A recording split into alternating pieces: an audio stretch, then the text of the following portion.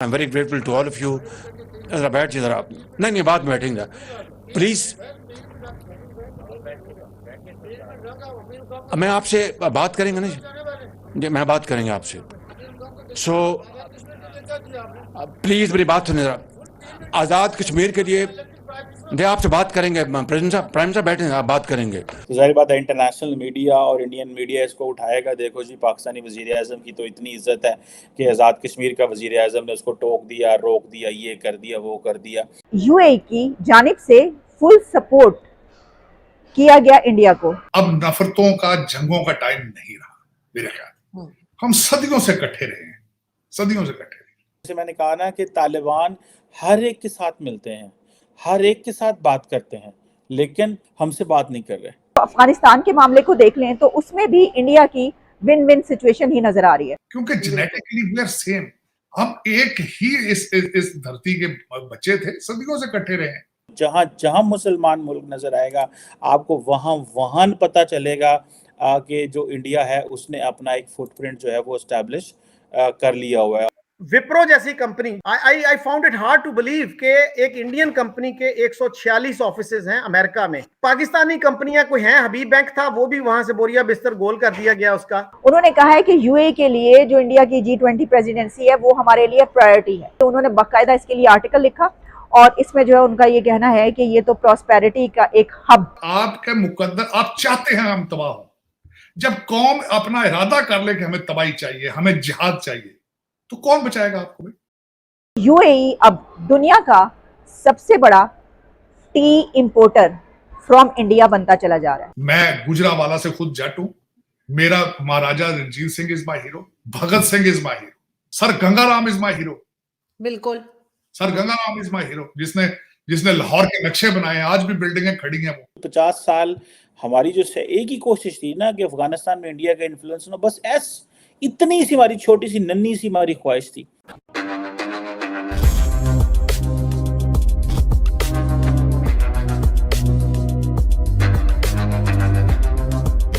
नमस्कार दोस्तों 1 दिसंबर से भारत को G20 की प्रेसिडेंसी ऑफिशियली मिल गई है, जिसके बाद से दुनिया भर के कंट्रीज भारत को कॉन्ग्रेचुलेट कर रहे हैं। दोस्तों, इसके साथ साथ यूएई के फॉरेन मिनिस्टर ने एक आर्टिकल लिखा जिसमें उन्होंने कहा कि भारत के G20 को होस्ट करना सिर्फ भारत के लिए नहीं, यूएई के लिए भी काफ़ी महत्वपूर्ण है। इस समिट से दुनिया भर में खुशहाली और प्रॉस्पेरिटी आएगी। दोस्तों, ये दिखाता है भारत का महत्व किसी भी ग्लोबल इवेंट को होस्ट करने का। सभी देश इस इवेंट को अपना इवेंट मानने लगते हैं, जो कि एक खास बात है। और दोस्तों, इसके साथ साथ अब पाकिस्तान द्वारा कब्जाए गए कश्मीर में दरार हमें साफ दिखाई दे रही है। जब पाकिस्तान के प्राइम मिनिस्टर शहबाज शरीफ पीओके में स्पीच दे रहे थे, तब पीओके के सो कॉल्ड प्राइम मिनिस्टर ने शहबाज शरीफ के साथ मिसबिहेव किया और उन्हें स्पीच देने नहीं दिया। उनका कहना है कि पाकिस्तान पीओके से सारी रिसोर्सेज को निचोड़कर वहां के लोगों को कोई भी फैसिलिटी नहीं दे रहा है। तो चलिए दोस्तों, इस टॉपिक पर पाकिस्तानी मीडिया का रिएक्शन देखते हैं। सेंट्रल एशियन ममालिक के जो नेशनल सिक्योरिटी एडवाइजर्स हैं वो दिल्ली में बैठे हुए हैं और इस वक्त वो डिस्कस कर रहे हैं अफ़गानिस्तान के ऊपर। और जो सेंट्रल जो बड़ी चीज़ डिस्कशन होनी है वो है दहशतगर्दी, टेररिज्म। और वो कह रहे हैं कि जिस यहाँ से जो दहशतगर्दी अफ़गानिस्तान से उठ रही है, रेडिकलाइजेशन के मसाइल हैं। और अच्छा, मज़े की बात यह है कि जब सेंट्रल एशिया में, जब अफ़गानिस्तान में दहशतगर्दी के जो इशू की बात आती है, तो आप मज़े की बात यह है कि रशिया भी इंडिया के साथ मिल जाता है, चाइना की भी वही पॉलिसी है, सेंट्रल एशियन ममालिक की भी वही पॉलिसी है। लेकिन पाकिस्तान की सोच का नहीं पता कि पाकिस्तान बेसिकली खित्ते के ममालिक के साथ मिलके क्या प्लान कर रहा है। ना तो हमारा रशिया से कोई अच्छे ट्रस्ट इश्यूज़ हैं, क्योंकि ट्रस्ट गैप है बहुत ज़्यादा। हम क्योंकि अमेरिकन ब्लॉक में हैं तो हमें तो आदत है सीधी ब्लॉक पॉलिटिक्स करने की। हमें तो आदत ही नहीं है कि हमें जो है वो सबको साथ लेके चलना है। खैर नहीं हो, अब ये जो सेंट्रल एशिया के जो NSAs हैं, ये अब ज़ाहिर बात है कज़ाकिस्तान, किर्गिस्तान, ताजिकिस्तान, तुर्कमानिस्तान और उज़्बेकिस्तान जो हैं, ये सारे वहाँ पे जो NSAs बैठे हुए हैं। बेसिकली इससे पहले अगर आपको याद हो कि पिछले साल भी एक मुलाकात हुई थी और उसमें अफ़गानिस्तान की सिक्योरिटी सिचुएशन डिस्कस की गई थी। और उसमें जो इम्पोर्टेंट चीज़ वो ये है कि इंडिया ने एक ख़ास किस्म की अप्रोच रखी हुई है अफ़गानिस्तान के ऊपर। अच्छा, मज़े की बात यह है कि वो जो अप्रोच है उसमें इंडिया जिसे कहते हैं ना whole of the region approach लेके चल रहा है। Whole of the region approach क्या है? आप देखें कि इंडिया एक तरफ तो ईरान में जो चाबहार पोर्ट है उसमें आपको मज़े की बात बताऊँ, ईरान को भी इन्होंने इनवाइट किया था। अब चाबहार पोर्ट जो है वो भी इसके एजेंडा के ऊपर है, गो के अमेरिकन को भी नाराज़ नहीं करना, ठीक है। लेकिन साथ ही साथ जो international north south transport corridor है उसको भी एक्टिवेट कर लिए है। रशिया भी ऑन लूप है, सेंट्रल एशियन ममालिक भी ऑन लूप है, ईरान भी ऑन लूप है, और वो सारा यहाँ से अरेबियन सी से होके वो इंडिया सारे पहुँच जाते हैं। बीच में एक अफ़गानिस्तान रह गया, वो उसको भी बीच में लूप में लेके आ जाएंगे और पाकिस्तान को वो सारा माइनस कर जाएंगे। और पाकिस्तान को दुनिया कहती रही और इंडियंस कहते रहे कि भाई हम आपको जो है वो आप हमें अफ़गानिस्तान के साथ कारोबार करने दें, ट्रेड करने दें। हमारे जो साबिक जो सिक्योरिटी के सो कॉल्ड एक्सपर्ट्स हैं वो ये कहते रहे भाईजान कि हम क्यों इंडिया के जो हैं वो चूल्हे जलने दें, हम क्यों इंडिया में तरक्की आने दें, हम क्यों ये रूट खोलने दें। किसी सियाने ने कहा कि भाई ये रूट खोलने दो, इंडिया के चूल्हे जलने दो, जब मर्जी तुम्हारा दिल किया इसको बंद कर देना। लेकिन इतनी अकल कहाँ हमारे सोचने वालों को, हमारे समझने वालों को। और ये जो डफर्स हैं, ये जो उस मुल्क को चलाते रहे हैं डायरेक्टली और इनडायरेक्टली, इनके अपने ज़ाती इंटरेस्ट तो लगता है कि शायद नज़र आते हैं और उसका हमें रिज़ल्ट भी मिल जाता है कि जब वो जाते हैं पावर से तो बहुत कुछ उनके पास होता है। लेकिन जब वो पावर में होते हैं तो वो मुल्क तो चलने नहीं देते, सियासत ही सियासत बगैर कर रहे होते हैं। खैर नहीं हो।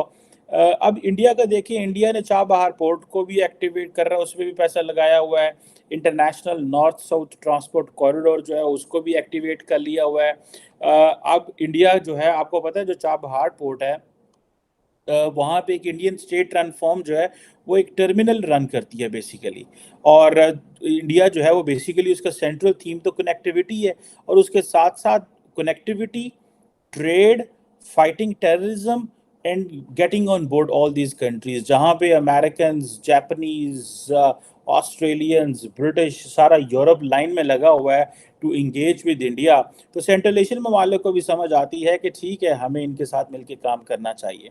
उधर एससीओ में भी इनके इंडिया के साथ अच्छे ताल्लुकात हैं, लेकिन आपको पाकिस्तान कहीं नज़र नहीं आएगा। मुझे नहीं समझ कि अफ़गानिस्तान के ऊपर पाकिस्तान की क्या पॉलिसी है।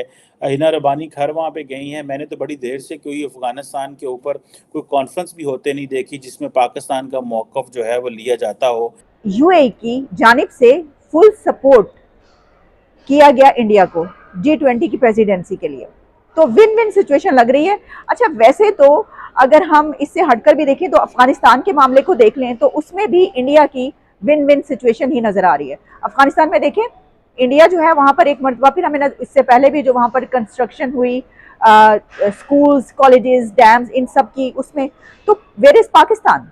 क्योंकि अफगानिस्तान में अब जहां इंडिया इन होता हुआ विन पोजीशन में नजर आ रहा है, विनिंग पोजीशन में, वहीं पर जो पाकिस्तान है वो कहीं नजर नहीं आ रहा। बल्कि ऐसा है कि पाकिस्तान के तो आपको पता है इनवाई पर, एम्बेसी पर वहां पर हमला हुआ। अभी ये पहली खबर तो मैंने आपको ये बताया कि minister of foreign affairs and international cooperation of UAE writes supporting India's G20 presidency as a priority for the UAE. उन्होंने कहा है कि यूएई के लिए जो इंडिया की G20 प्रेसिडेंसी है वो हमारे लिए प्रायोरिटी है।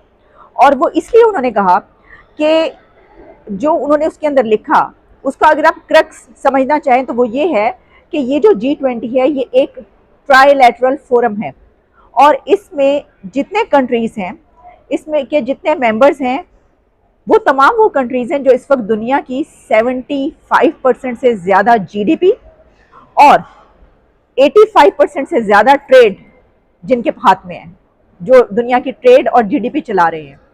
तो ऑब्वियसली ऐसे कंट्रीज़ जो हैं, जब इतना ताकतवर एक फोरम होगा तो उसके रिजल्ट के तौर पर उनका कहना था कि ये एक प्रॉस्पेरिटी का सिंबल है। अच्छा, इसी से आप कह सकते हैं मिलती जुलती एक और खबर मुझे मिली जो मैंने इस खबर से पहले पढ़ी, वो भी यूएई का इंडिया के हवाले से एक खबर है, और वो ये है कि यूएई अब दुनिया का सबसे बड़ा टी इंपोर्टर फ्रॉम इंडिया बनता चला जा रहा है।